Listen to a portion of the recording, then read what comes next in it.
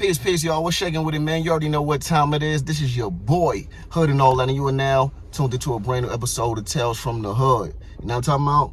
Listen, I'm going to keep this one real short. It ain't going to be too long, no diddy, but nonetheless, we're going to talk about what we need to talk about. You hear me? But check it. You already know how I get down. Before we go any further, I need you to hit that like button, hit that subscribe button for your boy.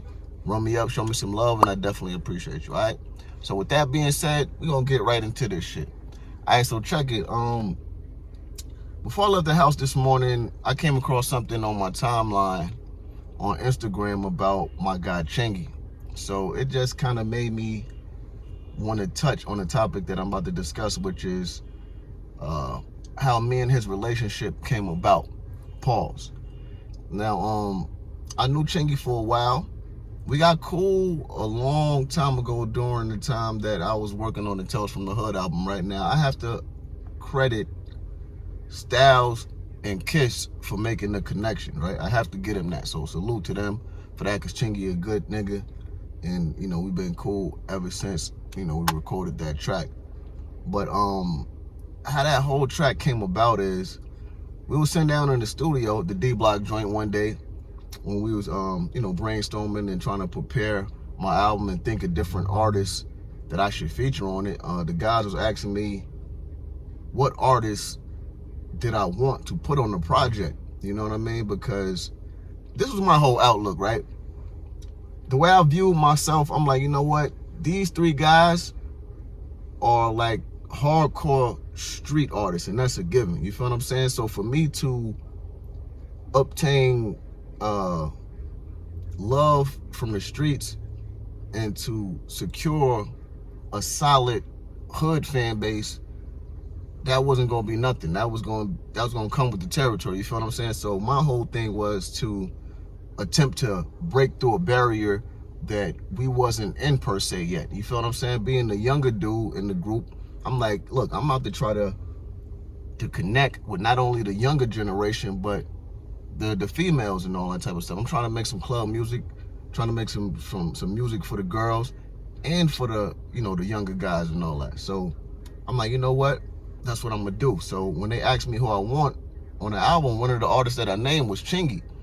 Now, they were super surprised when I named him. They was like, Chingy? I'm like, yeah, Chingy, you feel me? I'm like, listen, if I throw Chingy, and bear in mind, this is the time when Chingy had just dropped the, I don't know if it was a Holiday Inn or the Right There song, whichever one it was. He was at the height of his career, and he was on the charts. He was chart topping, and he was on fire. You feel what I'm saying? So I'm like, listen, if I could get Chingy on this club record that I got, it would go through the roof, and it would definitely put me in the position that I want to be in. You feel what I'm saying? As far as like contributing to possibly making me a household name and getting me a song on regular rotation on the radio. So I told him I wanted Chingy, and Kiss said he will reach out to some people that he knew to make it happen. Now, the people that they said they was going to reach out to, actually, Kiss and P said they was going to reach out to some people. Now, the person who he said he was going to reach out to was Shakaz Zulu. Shakaz Zulu was Ludacris's manager at the time, right? And Shakaz Zulu is from around the way. He's from Mount Vernon, so they already had somewhat of a rapport with him already, so that wasn't going to be too hard to piece together. Now, they reached out to him and told him that I wanted Chingy on the album, and Shakaz Zulu told him that we can make it happen. In exchange for that, though, he needed Styles and Kiss to do a verse for their artist I-20 from DTP. So again, in order for me to get the verse from Chingy, Ludacris's manager wanted Kiss and Styles to do a verse for DTP artist I-20. So Styles and Kiss agreed to do the verse. They did the verse for him. The song was fire. And after they did that song, I sent my record to Chingy, and they knocked it out. And that shit came out flaming, like fire. I know for a fact if that would have came out like at that time with a fire video, that shit would have went bananas. But you know, it didn't. We ain't gonna dwell on that. But from there, after we recorded the song, we just kept cool. We kept in contact with one another, and like I said, a relationship developed, and that just became my guy, man. I'm like, damn, this motherfucker did a verse for me, even though it was a one hand wash the other thing. He did a verse for me at the height of his career when he was like at the top, you know what I mean? So I'm like, damn, that's respectable. So I always looked at him like, y'all fucks with him for that, because even though they did the verse in exchange for another artist from his camp, he ain't had to do that shit. You know what I mean? Because I was nothing but a mixtape artist at the time. Don't get me wrong, niggas knew who I was and they respected the lyricism, but compared to him as far as where his career was, it was no comparison. So when he did that for me, I always had a level of respect for him that was like up there. I always put him on another plateau.